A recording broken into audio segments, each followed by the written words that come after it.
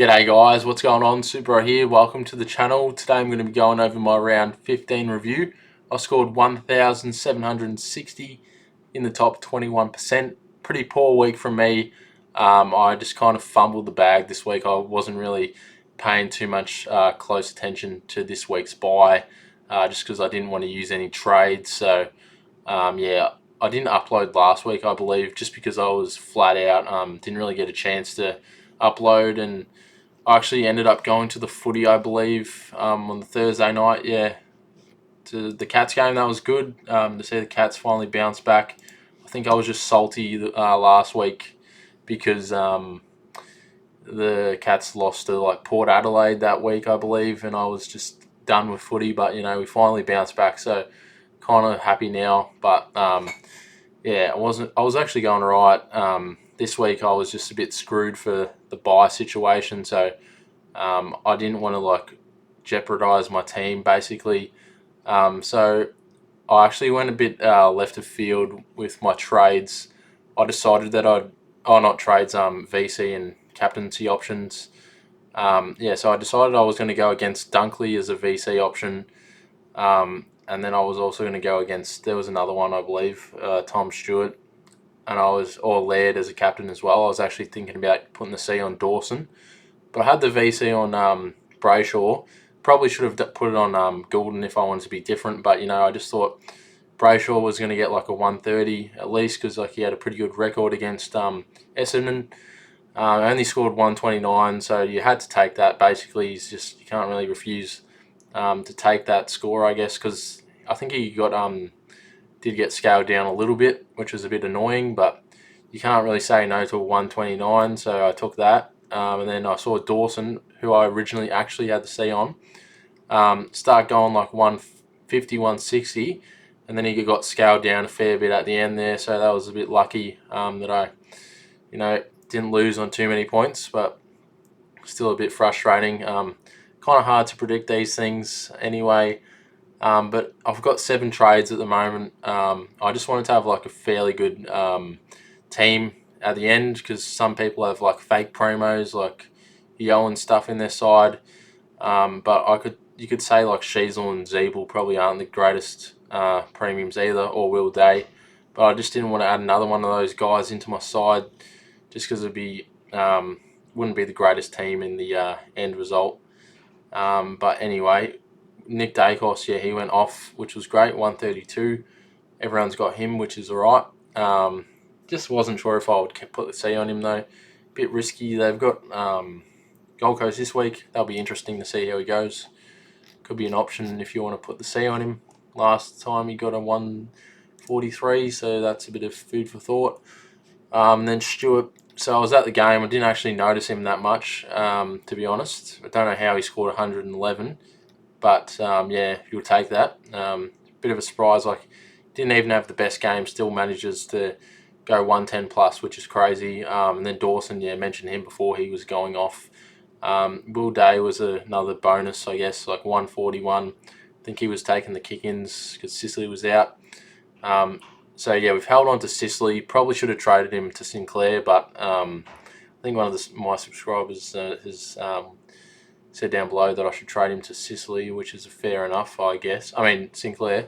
But I probably should have done that, but I don't know. I just want to hold on to Sicily, have a bit of a pod, I reckon. But yeah, I think I'm going to be playing for leagues at this point. Just hopefully I can go well at the end of the year. But who knows? A few players might get injured. As I've said before, there's an extra round this year, so who knows what's going to happen, but we'll just be cautious. Nearly at full primo side, so not too far away now. And then none of these guys played. What am I going to do here? I'll just take the C off Zeeble for one thing. So we'll probably have to get a Sheasel down back just to cover Sicily because I don't want to field Sincotta. I think he's probably a trade option, I reckon. Laird got 125. I think he started off a bit slow and then he really stepped up in the last couple of quarters, which was good. Then Merritt, 126, which was a bit of a surprise. Didn't think he would go that great, but I think him and Parrish were on about 60 at quarter time or something, so they were going off, and then they started to slow down again. So it is what it is, but it could be an interesting game match up against Port this week. Might go on a roll. I don't know, you just get the feeling that he might go pretty big this week. And then Neil starting to find some form, which is great. 114. Got Richmond up next, so interesting. But West Coast the next week after, so that's another interesting lineup. And then Brayshaw, my VC captain option, not too bad. Be interesting to see how he goes against the Dogs this week. I believe that the Dogs, I think Bontempelli last time he played Freo, got 182. That was this year, far out. In Optus as well, so yeah, definitely going to have to VC Bont. And he should be fresh and ready to go and win the Brownlow, hopefully, but who knows, it's probably Zach Butters. I didn't actually realise how good Zach Butters was until the other week when he played Geelong, and I was like, fuck off, mate, you're pissing me off. But yeah, he's a really good player. But definitely someone I want to bring in. I just don't know who are my last two premiums. Goulden, he went absolutely ballistic. Kind of should have put the VC on Goulden in hindsight, but it's hard to tell these things. I thought Brayshaw was in for a huge one, but Goulden was the guy, which was good. And then Fife and Johnson stepped up again this week. I don't know why they both scored poorly last week, and then both of them scored pretty decent this week. So I'm going to have to look into the stats a bit more into that one just to understand what happened. But if anyone knows, let me know down below. We'll put Green back on the field. I'll have to swing Goulden into the forward line at the moment. I think I'll get rid of Humphrey this week just because I only planned on holding him till the buys are over anyway.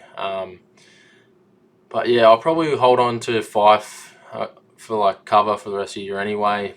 Johnson may be a trade out target in a couple of weeks for my last premium. Don't think he's on the chopping blocks just yet.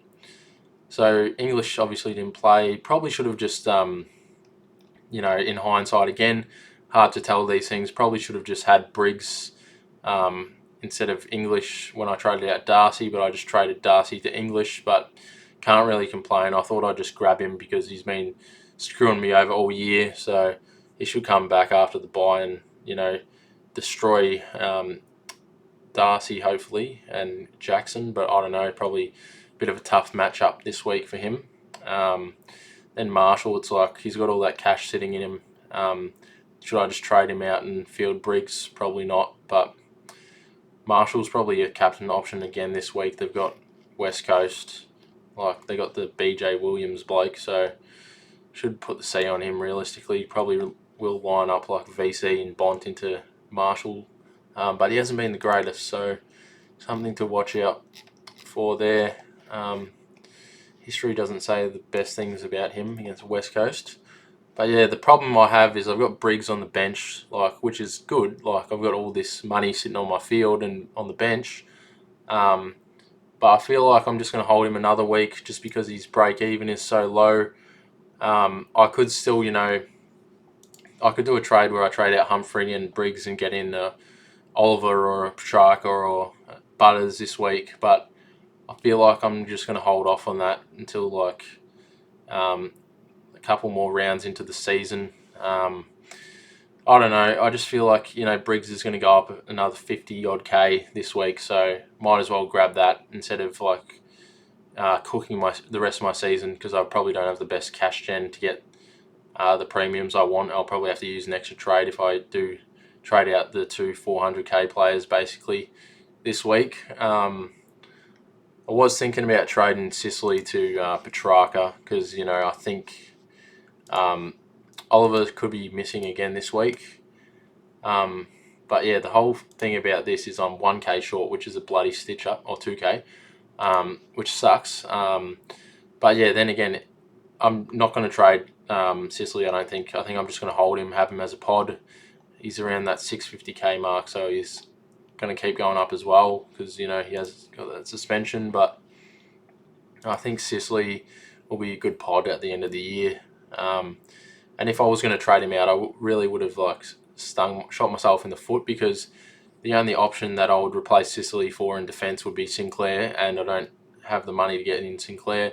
I'd just be going around the merry-go-round, stuffing myself up a bit. So I think I'll just stick with Sicily, because I can get the other guys if I just be patient. But, we need to really push up the ranks after a little setback this week, which is a bit of a stitch up. Then Dunkley's at 700k, which is crazy. Taranto should bounce back against Brisbane. Oh, well, he didn't play, but he should go off, hopefully. It'll be good to watch this week, all the no buys. So hopefully we score well, get the captaincy right again, because I think the week before that I did actually VC lead and I went up the ranks a bit.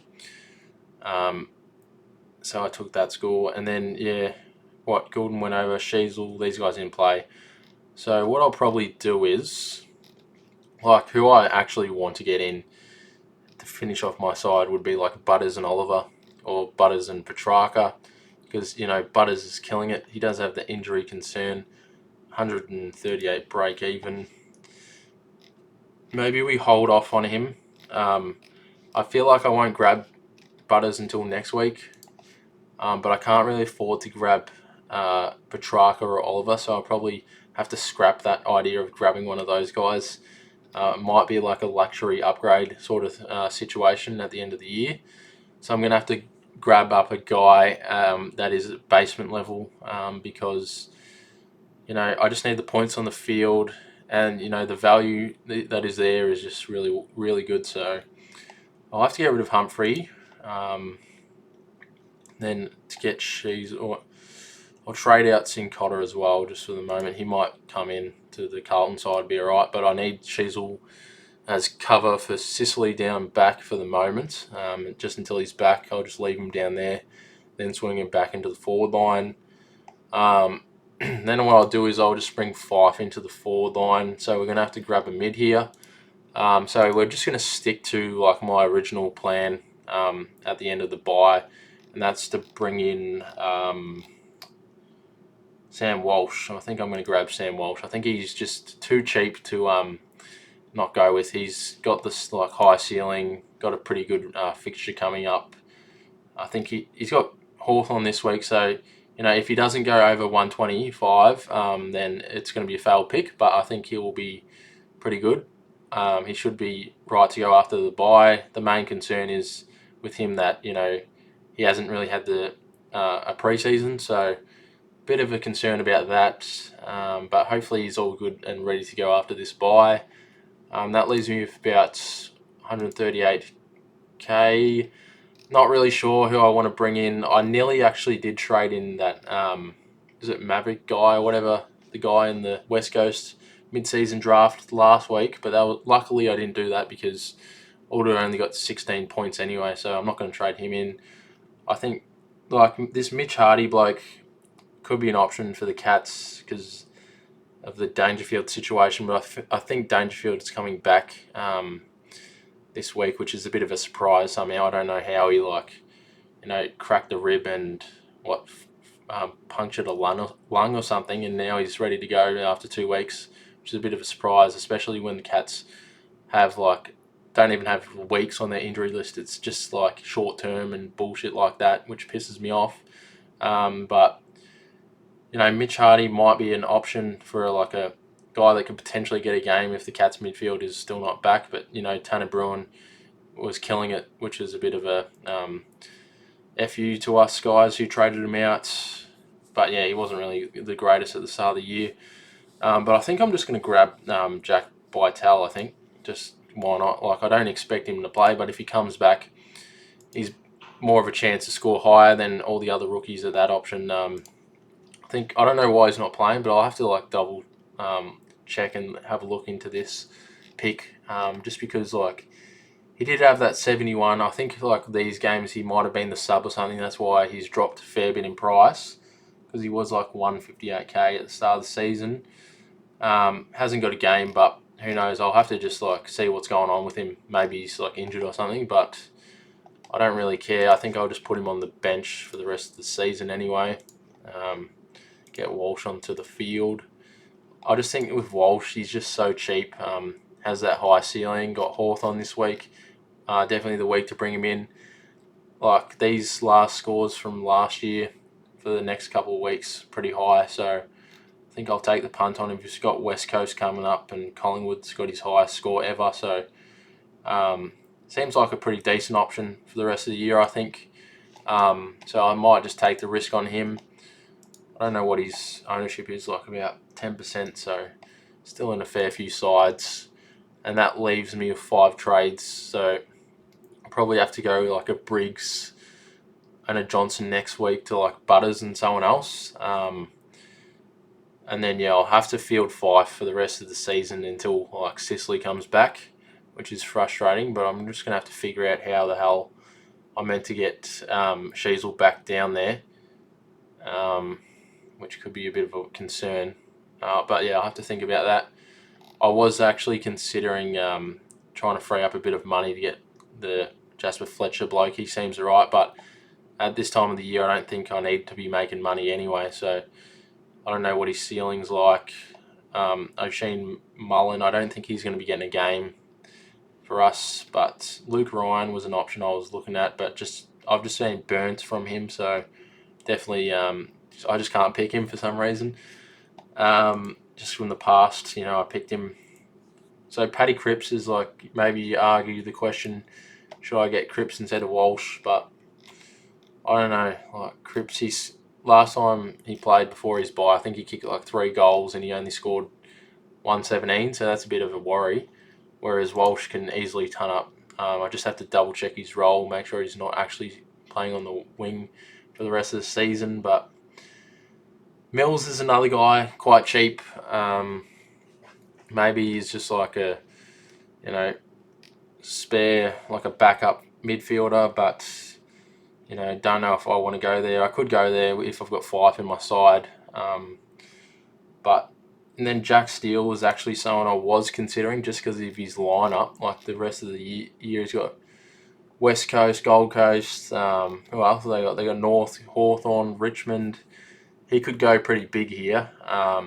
Definitely someone to consider.